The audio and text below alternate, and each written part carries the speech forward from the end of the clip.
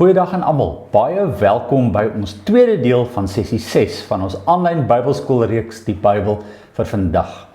En as ons weer praat die Bybel vir vandag, dan praat ons dat ons glo dat die Bybel vir ons 'n wonderlike riglyn is en 'n handleiding is, waardeur God met ons vandag besig is. So ons het gekom by wetlike materiaal en vandag is die tweede sessie dan en opvolg daarop waar ons 'n bietjie verder daaroor praat. Die vorige sessie het ons gekyk nie net na die 10 gebooie nie of die 10 wette in die Ou Testament nie, maar 613 mitzvots noem hulle dit, riglyne of beginsels in Hebreëus wat gebruik is en wat ons kry in die boeke van Genesis tot Deuteronomium. En dit staan as die Torah bekend of die wet bekend en ons noem daai die wet van Moses. En julle sal onthou dat mense wenkbroue is 'n bietjie lig vir wat alles daar staan in daai reëls. En die gedagte dat die een nie belangriker was as die ander nie. Almal was ewe belangrik. So jou dilemma is, jy kan nie kies waarvan jy hou en die ander los nie. Jy moet of alles los of jy moet alles kies. En toe het ons by 'n plek gekom om te kan sê, dit is so belangrik om hierdie wette te kan onderskei. Ons moet anders daarna kyk. Ten spyte van dat ons die Bybel die woord van God noem, moet hierdie 613 wette ook gesien word teen die konteks van waarin dit gegee is en die agtergrond daarin, waarin sekere van dit relatief en die ander absoluut is. 'n Klomp van daardie wette geld rondom godsdienstige praktyke van Judaïsme, wat nie meer vir ons relevant is nie, en ook nie reinigingshandelinge en 'n klomp van daai goed nie. So, ons moet 'n ander perspektief daarna kyk, en dit is waar ons juis vandag gaan uitkom. Gehoorsaamheid beteken nie dat ons reëls of wette in die Bybel wetties gehoorsaam nie. Daar is iets groter daar agter. En Jesus en Paulus gaan vir ons vandag juis help. Hulle manier waarop hulle die wet van Moses hanteer, gee vir ons 'n riglyn vir hoe ons juis hierdie wette moet interpreteer. So as jy die wetlike materiaal kyk, moet jy dit altyd lees, veral die wetlike materiaal teen die agtergrond van die Nuwe Testament en dan veral wat Jesus en Paulus vir ons sê. So ek het vir julle gevra om te gaan kyk na Matteus 5 tot 7 en Romeine 1 tot 4. Iets wat Jesus oor die wet van Moses gesê het en iets wat Paulus daaroor sê. Ek wil eers net hê dat julle die stopknopie druk en in die groep met mekaar praat. As julle nou tyd gehad het om wel dit te gaan lees, wat was julle indrukke van dit wat julle daar gelees het? Net so 'n paar oomblikke van julle eie indrukke. Ek het verlede week genoem dat die wet van Moses die ding is wat Jesus en Paulus se dood gekos het. Dink vir 'n oomblik daaraan dat Jesus se grootste oppositie nie gekom het van die sekulêre wêreld nie. Sy grootste oppositie het gekom vanuit die hart van die godsdienstige beweging van daardie tyd, en dis die Judaïsme. Daarbinne het ons gelowiges gehad wat verskriklik getrou aan die wet van Moses geleef het. En hulle name, ons het hulle die Fariseërs genoem. En Paulus, waarvan ons nou gaan lees, was juist so 'n navolger van die Fariseërs gewees. So baie gou as jy die evangelies lees, kom jy agter dat Jesus hier met hierdie godsdienstige groep vashak. En hulle hak vas met baie spesifieke kwessies rondom die wet van Moses. So inderwaarheid, Jesus is die eerste ene wat die wet van Moses begin oortree. Maar hy oortree dit nie, hier is die ding. Hy probeer hierdie wette hulle volle betekenis vir sy tyd kry. So kyk wat doen Jesus, presies wat ons in die vorige sessies gedoen het van die Ou Testament. Die Ou Testament is geskryf, daar was tekste, goed het gebeur, maar daar was altyd herinterpretasie. Jy kan nie net goed van die verlede vat en dit net so toepas nie. Jy moet gaan dit oordink en dit in jou nuwe konteks herinterpreteer. En dit is presies wat Jesus in 'n paar kere doen. Daar is baie voorbeelde, maar ek het gedink om 2 voorbeelde vir julle uit te lig. Die eerste ene was die beginsels rondom die Sabbat of die Shabbat. En ons kry dit daar in Eksodus 20 vers 8 tot 11, sal julle sien dat die 10 gebooie, dis juist die 10 gebooie, baie 'n sterk standpunt het oor dat hulle die Sabbat moet heilig hou. En dan lees ons hierdie twee tekste. Ons lees die teks in Markus 2 vers 23 tot 28 waar Jesus se disippels deur 'n koringland stap en dan pluk hulle van die are op 'n Sabbat en dan word hulle aangekla deur die Fariseërs dat hulle die wet oortree. So daar mag net 'n sekere aantal tree wees wat jy op 'n Sabbat gee en jy mag ook nie werk nie. Die tweede voorbeeld kom net daarna en ek wil graag hê dat ons dit mekaar saam lees en dit kry ons in Markus 3 vers 1 tot 6. Weer so 'n geleentheid en ek lees dit vir ons hierso. Dit gaan oor 'n genesing wat Jesus gedoen het, 'n man met 'n gebrekkige hand. Jesus het weer na die sinagoge toe gegaan. Daar was 'n man met 'n gebrekkige hand. Die Fariseërs het vir Jesus dopgehou om te sien of hulle hom op die Sabbat of hy hom op die Sabbatdag gesond sou maak, sodat hulle vir Jesus daaroor kon aankla. Hy sê toe vir die man met die gebrekkige hand: "Staan op hier tussen hulle." Daarna vra hy vir hulle. So kyk die vraag wat hy voor hulle vra, want hy weet wat is hulle intensie. Mag 'n mens op 'n Sabbatdag goed doen of kwaad doen? Iemand red of iemand doodmaak? En wat is die antwoord daarop? Nee, dit is nee, jy moet goed doen. Jy moet iemand red. Maar hier is die probleem. Hulle het 'n wettiese interpretasie en dink hulle wettiese interpretasie is hulle gehoorsaam aan God. En dan is hulle reaksie. Hulle het egter niks gesê nie. Nou die volgende teks in vers 5 is vir my baie opvallend. Hoor hierso. Hy het hulle rondom hom kwaad aangekyk. Jesus kyk hulle en het hulle kwaad aangekyk en hy was diep bedroef oor hulle verhardheid. En hier is juist die punt wat Paulus ook nie geweet nie. Hy het gedink hy dien die Here deur wetsgehoorsaam te kan leef. En hier sien ons dat Jesus baie sterk emosioneel reageer. Hy is kwaad daaroor. En hy is diep bedroef daaroor, want dit is nie wat God graag wil hê nie. En toe sê hy vir die man: "Steek jou hand uit." En hy het sy hand uitgesteek en dit was gesond. Die Fariseërs het uitgegaan en dadelik met die Herodiane in komplot teen Jesus gesmee om hom om die lewe te bring. En dan net daarna lees ons hierdie vers. Dis die baie bekende vers waar ons lees dat mense van die uithoeke afkom, van oorkant van Judea af in Tyrus en Sidon, om na hom toe te stroom, omdat hulle gehoor het alles wat hy doen. So, hulle was aangetrek deur die hele gedagte dat hierdie Jesus nie net by wette bly nie, maar dat hy hierdie wette, hierdie sorg van God, dat hy regtig by dit uitkom. Mense het verstaan, God wil ons nie net binne riglyne hou nie, maar God wil omgee en God wil sorg. En dit het hierdie reaksie uitgelok. Wat is die storie van die Sabbat? Die Sabbat en die Sondag is twee verskillende dae.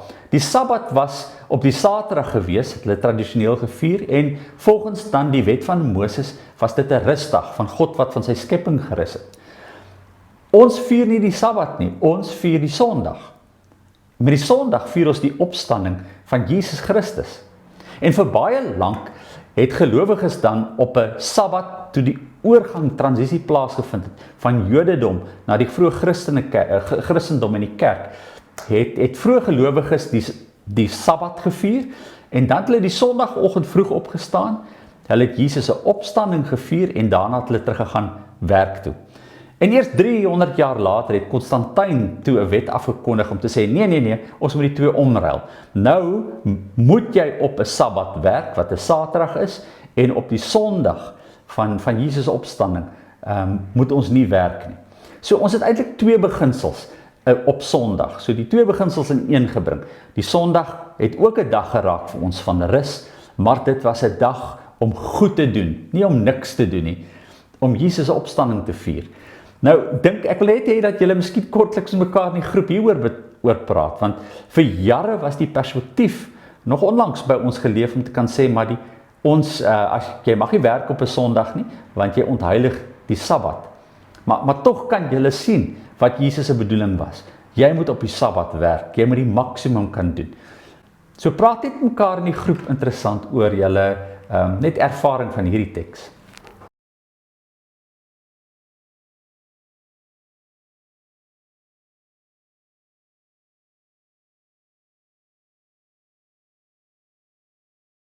Die tweede een wat Jesus gereeld met die fariseërs vasgehak het, was rondom die reinigingswette. En ons kry iets daarvan in Johannes 5, en julle kan weer met my saamlees, maar die Johannes 5 teks het ook weer op 'n Sabbat gebeur. So Johannes 5 vers 1. Hierna was daar weer 'n fees van die Jode, en Jesus het daarvoor Jerusalem toe gegaan. By die skaappoort in Jerusalem was daar 'n bad met die Hebreëse naam Bethesda. Dit het 5 pilaargange gehad, waar daar baie gestremdes gelê het. Nou onthou nou, die Levitikus 13 tot 15 het verbied dat mense wat enige gebreke gehad het, gebreekte voet, misvormde gesigte, gebrekkig was of siek was, dat hulle enigstens mag deelneem aan die tempel se bedrywighede, en enige kontak met godsdiens of God mag hê. So dit was baie streng verbode. Maar dan gaan Jesus, en hy doen dit eintlik baie aspres, op 'n Sabbatdag, tydens 'n groot fees, gaan hy dan by die bad van Bethesda, en dan lees ons, daar het baie gestremdes gelê, blindes, krepeles en lammes. En onder hulle was daar 'n sekere man wat al 38 jaar lank siek was.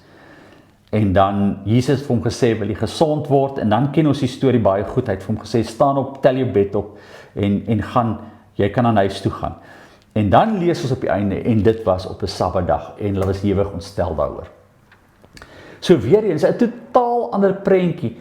'n Prentjie is, God gee om vir alle tipes mense. So ons kry 'n bietjie God se hart agter die wet. Maar dan kry ons ook, net so onder godsdienstig is, dat ons nie agter die hart van God kom nie, maar net agter die wet kom. Kom ons gaan kyk ook dan net nou kortliks na Matteus 5 tot 7, juis oor hoe Jesus die wet hanteer. Die baie bekende teks kry ons in Matteus 5 vanaf vers 17. En ek wil vra dat julle met my daar kortliks saam lees. Matteus 5 vanaf vers 17. En hier sê Jesus 'n baie belangrike ding. So hy's baie bewus dat die skrifgeleerdes hom dophou, en dat hulle dink hy is besig om die wet van Moses te oortree. En met die bergpredikasie gebeur juist dan die volgende. So ek wil hê julle moet net na die volgende 2 foto's ook net eers kyk. Die eerste foto wat julle daar sien, is die agtergrond van, of eintlik so 'n ligfotootjie van Kapernaum. Daar kan julle Petrus se huis sien, wat nou daar's 'n struktuur daaroor gebou, was baie groter, dit was 'n klein huisie geweest, maar net langs aan sal julle die Joodse sinagoge sien. Dit is waar hulle gereeld by mekaar gekom het. Maar dan kies Jesus nie om hulle in die sinagoge te leer nie. Hy vat hulle dan teen die heuwel agter hierdie dorpie uit, na hierdie uitsig wat julle daar sien. En dan amper soos Moses gee hy weer vir hulle wet. So ons het Deuteronomos gehad, die tweede keer wat Jesus die wet gegee het, of wat God die wet gegee het, en nou praat hy met hulle weer oor die wet van Moses. Maar dan begin hy met hierdie woorde. Eintlik voor dit, hy sê eers, geseën is julle, en dan hierdie gedeelte. Matteus 5 vers 17. Moenie dink dat ek gekom het om die wet of die profete ongeldig te maak nie. Ek het nie gekom om hulle ongeldig te maak nie, maar om hulle volle betekenis te laat kry. En dis ons uitdaging nie. Wat is die meer in die wet wat ons mis? So ons sien die wet, maar ons moet meer as die wet sien. En Jesus en Paulus help vir ons oor wat hierdie meer is. En dan sê hy, dit verseker ek julle, die hemel en die aarde sal eerder vergaan, as dat een letter of letterstreepie van die wet sal wegval, voordat alles voleindig is. Wie dan ook een van die geringste van hierdie gebooie ongeldig maak, en die mense so leer, sal die minste geag word in die koninkryk van die hemele. Maar wie die wet gehoorsaam, en anders so leer, sal hoog geag word in die koninkryk van die hemele. Nou op hierdie stadium is hulle totaal verward. Hy oortree dan nou hierdie gebooie, maar hy sê, hulle is verskriklik belangrik. Maar kyk wat doen Jesus dan. So hy sê, ek het nie gekom om dit ongeldig te maak nie. Ek wil dat julle God se hart daar agter sien. Maar wat sy hart nou vir julle beteken, moet julle kan onderskei. Want waar is God? God is nie in die verlede met Moses nie. God is hier by ons. En hy wil ons meer as die wet wys. Nou onthou gou, die fariseërs en skrifgeleerders het nou geset gehou by die 613 wette. En nou vra jy jouself, as hulle nou geset daarby gehou het, wat sou die meer beteken? En dan, hier. Ons het dit juis gekry in Johannes 8 ook. Die meer is om te verstaan dat God by jou is en dat daar ander beginsels is wat jy moet insien. Nie wat hierdie wet nie wil hê nie. Hierdie wet wil ons juist so toe vat. En dan gaan Jesus en dan herinterpreteer hy die wet van Moses. Net daarna, vers 21. Julle het gehoor dat daar van die ou tyd af aan mense gesê is, jy mag nie moord pleeg nie. Daar kan julle sien, kyk na die voetnota, dit kom uit die wet van Moses. En elkeen wat moord pleeg is strafbaar voor die regbank. Maar ek sê vir julle, elkeen wat vir sy broer kwaad is strafbaar voor die regbank. En wat sy broer uitskel. En dan sê dit, as jy dus kerk toe gaan, en dit laat jou opval dat daar iets is wat jy teen jou broer het, laat staan jou offer, en gaan maak dit eers reg. 'n pragtige voorbeeld daarvan. En dan sal julle sien, daar is nog voorbeelde. Ek spring sommer na Matteus 5 vers 38. Die hele kwessie oor vergelding. Julle het gehoor dat daar gesê is 'n oog vir 'n oog en 'n tand vir 'n tand. So, hoe dit in die wet van Moses gewerk het, as jy 'n lewe neem, dan gee jy 'n lewe in die plek daarvan. Met ander woorde, jy kan dit vergeld, jy kan wraak neem. En nou kom Jesus en hy sê, maar ek sê vir julle moenie julle teen 'n kwaadwillige mens verset nie. En dan praat hy met hulle verder daaroor. En dan vers 43, julle het gehoor dat daar gesê is, jou naaste moet jou lief hê, dis weer die wet van Moses, wat eintlik sê, jou volksgenoot moet jy lief hê, en jou vyande moet jy haat, maar ek sê vir julle moet julle vyande lief hê, en julle moet vir die bid wat julle vervolg.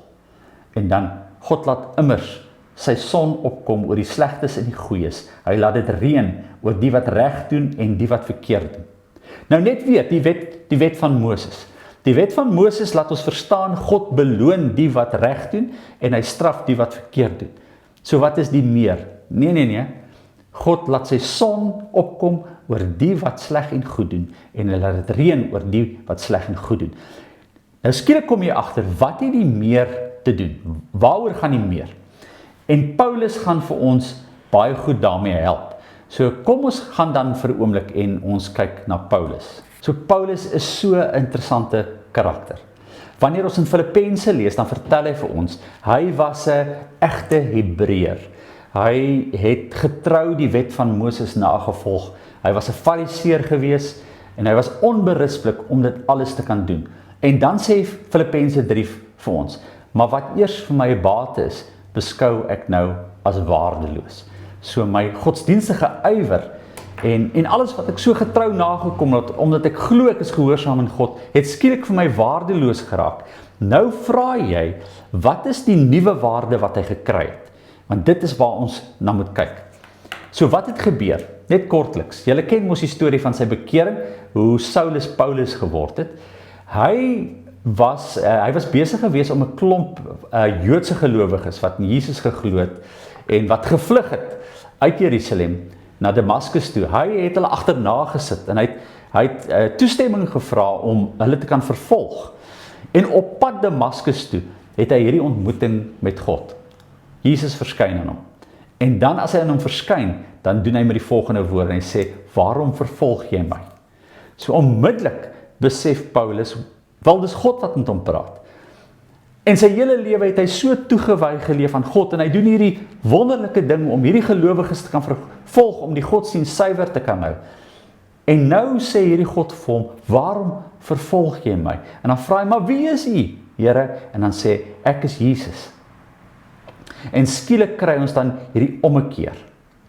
En met hierdie ommekeer, onthou Paulus, kry ons hierdie teologie. So as jy in Romeine gaan lees het jy agtergekom sy Romeine 1 tot 4, sy perspektief oor die wet het heeltemal verander. So die vraag ontstaan by ons, wat het Paulus ontdek wat hom so radikaal van besluit laat verander het? Dat hy hierdie nuwe siening het oor die wet en dat hy sy lewe totaal omgedraai het. Wat het met hom gebeur? En ek dink Galasiërs help ons baie. As daar 'n teks is wat julle oor en oor kan lees en bestudeer, is dit Galasiërs 5. Omdat hy so duidelik met ons juis oor praat, oor wat die meer is van gehoorsaamheid aan God. Nou, hy gaan nou 'n kwessie oproep wat vir ons glad nie 'n kwessie is nie, maar julle moet verstaan, in die vroeë kerk was dit baie moeilik, omdat hulle almal Jode was.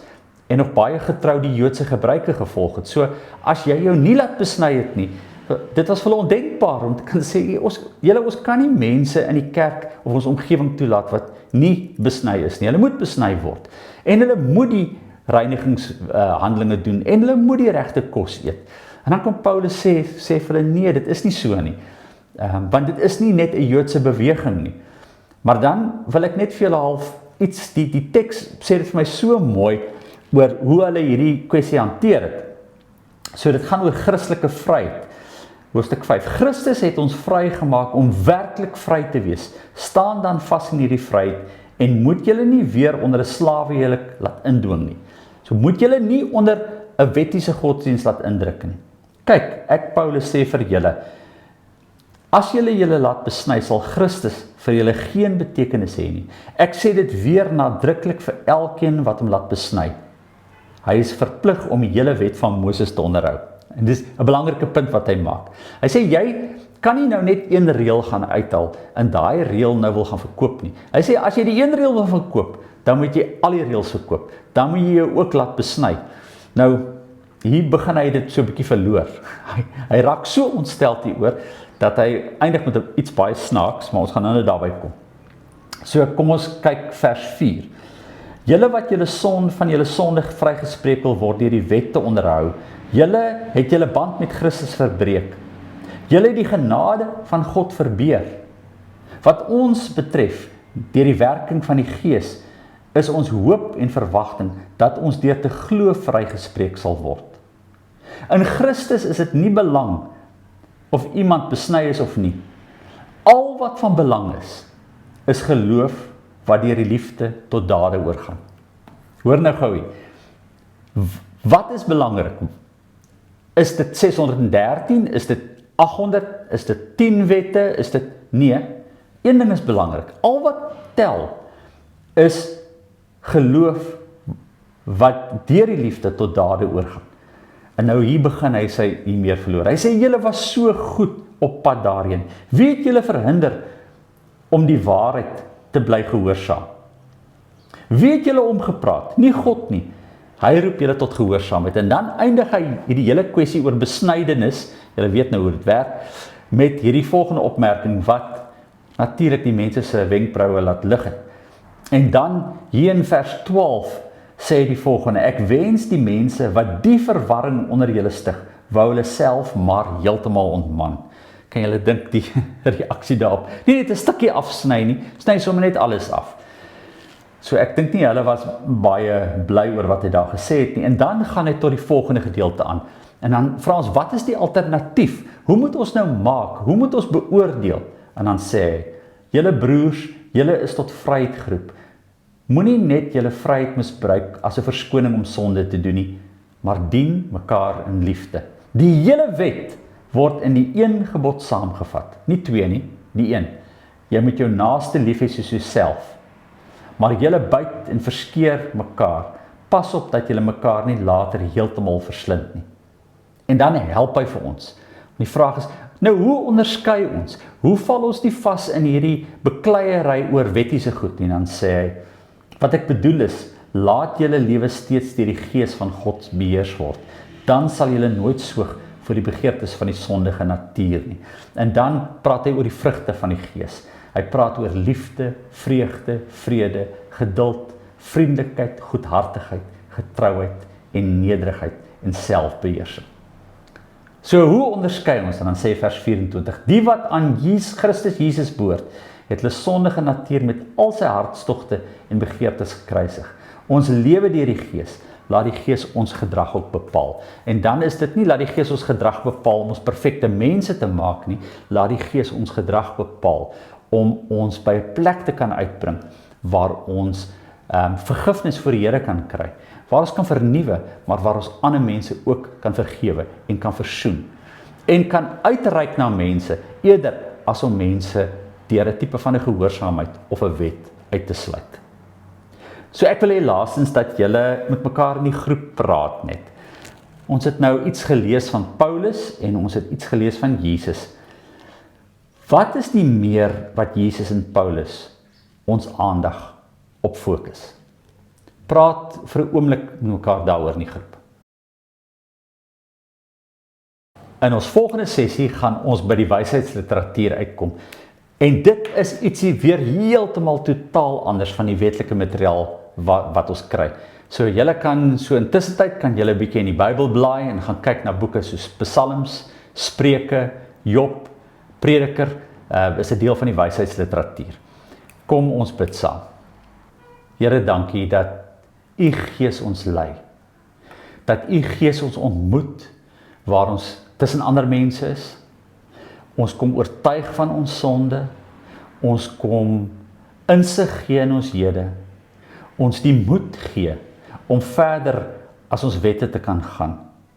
Om te kan vergewe, om te kan heel maak, om te verander, om toegewyd te lewe. Dankie Here dat U ons nooit verlaat nie. Juis wanneer ons sukkel om getrou aan U te kan leef en by plekke uitkom en soos Paulus voel ek is 'n ellendige mens en voel dat die wet ons heeltyd aankla, maar die aanvoeling het Here deur die eie lewe dat daar meer is. Dankie dat U die meer in ons kom losmaak, dat U dit vir ons kom wys, dat ons dit nie net in woorde lees nie, maar dat ons ervaar waar ons vergewe, waar ons versoen, waar ons vernuwe. En help ons Here om in vertroue in die toekoms te kan leef van wat ons nie kan sien nie en wat ons nie weet nie. Amen.